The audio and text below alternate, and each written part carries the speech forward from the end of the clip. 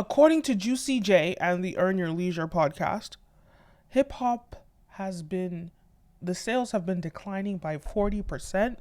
In this video, I want to talk about the rise and fall of hip hop. Is it the end of hip hop? If you're new here, my name is Ken. You're watching Brand Video Pro. Guys, join my membership group. Join my memberships to get exclusive content. If you're interested in the music industry, entertainment business, I have a lot of resourceful videos that I make on there. So check it out.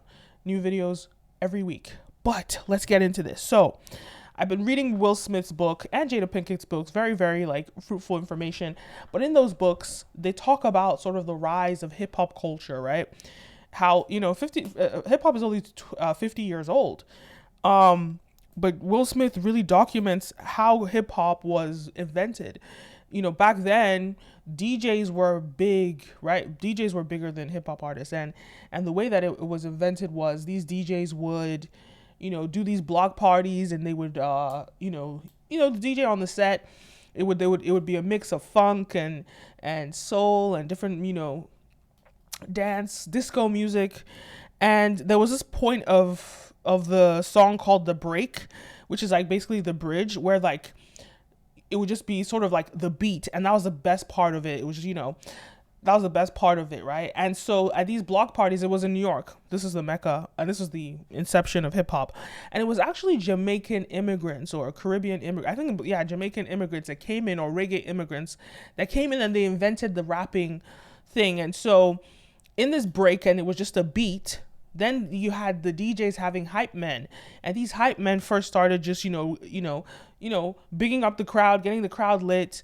And then it eventually evolved to them rhyming. And that's how hip hop was created.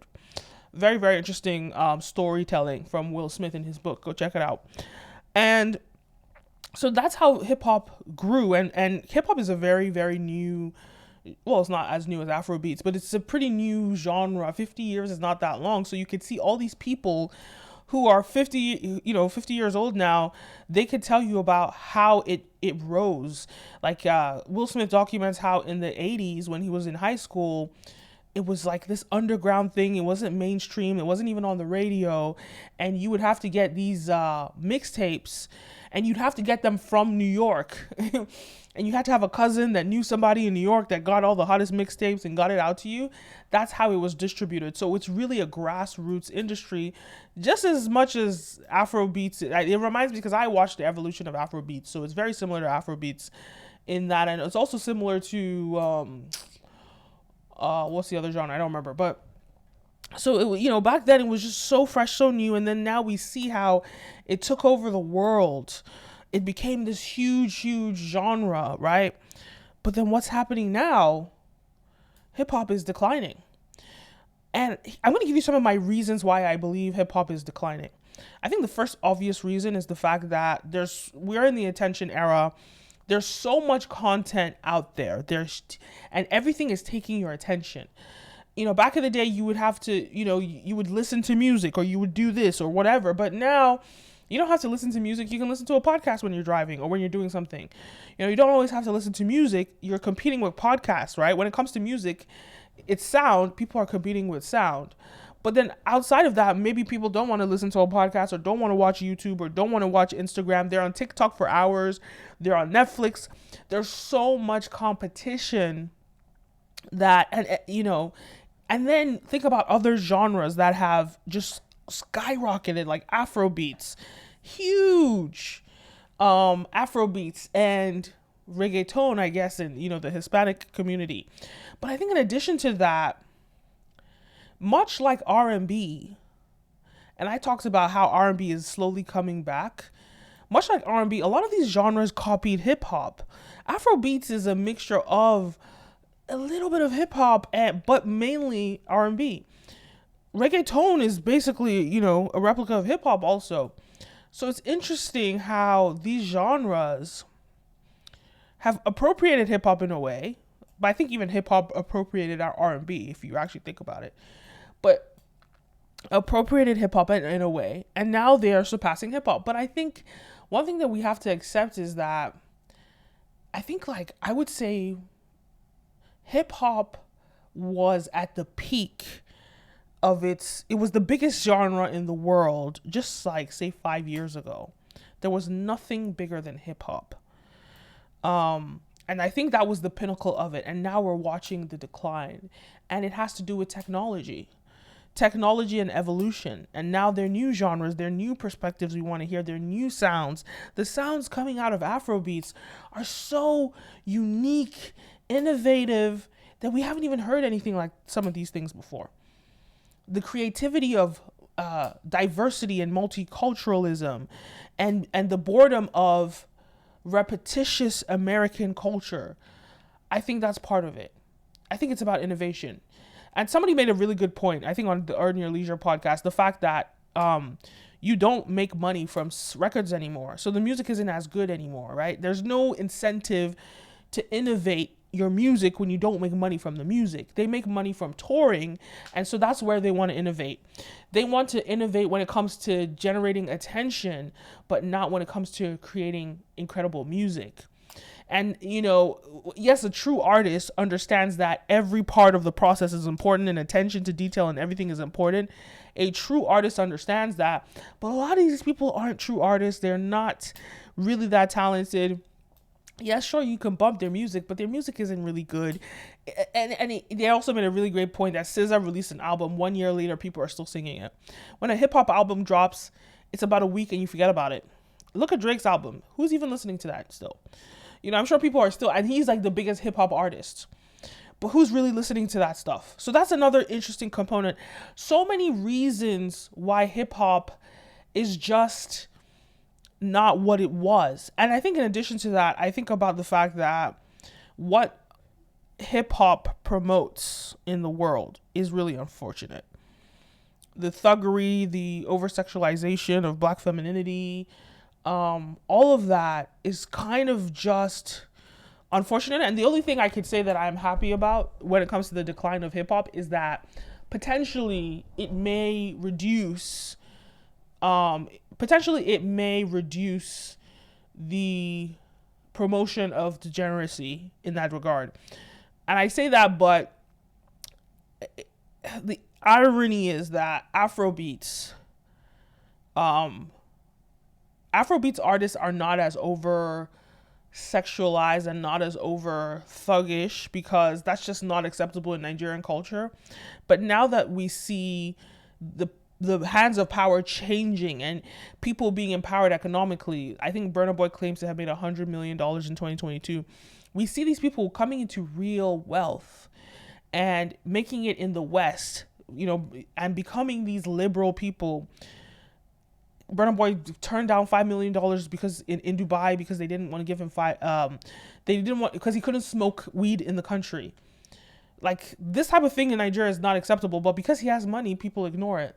So I don't think that Afrobeats artists are going to uphold Nigerian culture. I think that they will assimilate into American culture and what is promoted here. And so this thuggery might transfer into Afrobeats. And I think that Afrobeats needs to really pay attention to the culture of hip hop, R&B, rock and roll, and all these other genres that were either used as a tool to push Black people down or used as a tool to erase Black people from its creation.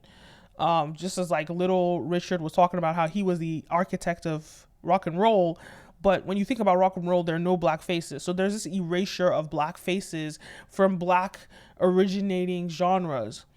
And I think we have to, so right now, hip hop is open to everybody, but I think they did a really good job at holding on to hip hop, Black people, even though the biggest artist is Drake, who really, that's another conversation.